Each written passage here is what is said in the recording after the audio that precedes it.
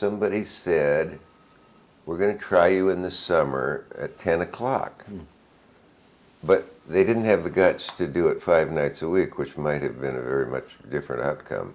Because I remember Brickman and I, Marshall was saying, well, somebody ought to have the brains to put a talk show on prime time across the board. So much crap on television, it's almost all crap, as in any art form, is mostly crap, and the cream is at the top.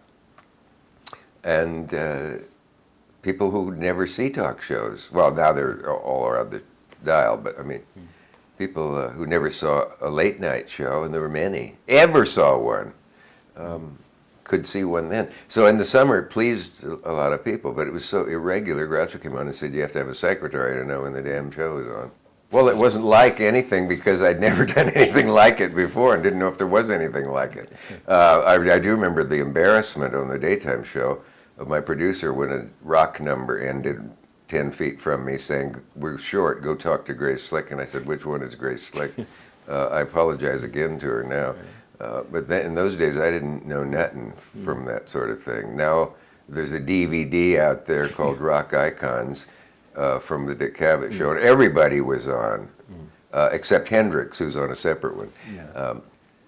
But that Woodstock night, that show has become kind of a archived cult item show, where Crosby, Stills, and Nash and others came right from Woodstock there. Hendrix was supposed to, but was still on stage at 9 in the morning and slept for 48 hours and did the show 2 shows later to make up for it. But yeah, I got introduced into the rock world, of which I knew nothing. My friend Chris Porterfield took me down to the Fillmore one night when he was working for Time, and he had to do something down there. And after the concert, I said, the girl in the tight, beautiful green corduroy or velvet pants, his name was what again? And he said, Janis Joplin. And I thought, God, is she going to get anywhere with that weird sounding name? As you know, she did. I loved Janis. She did the show, I think 5 times. One entire disc on the DVD set is Janis.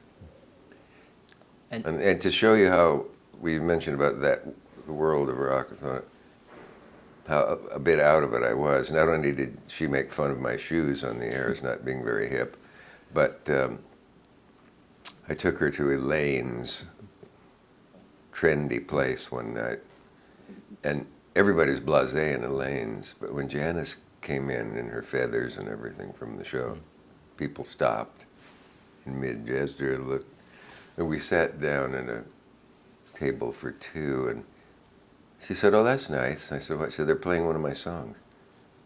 Somebody, seeing her come in, had dropped a quarter or whatever. And I said, what's it called? And she said, Down on Me. And I said, I guess that's one you don't sing on television. She said, it's a religious song.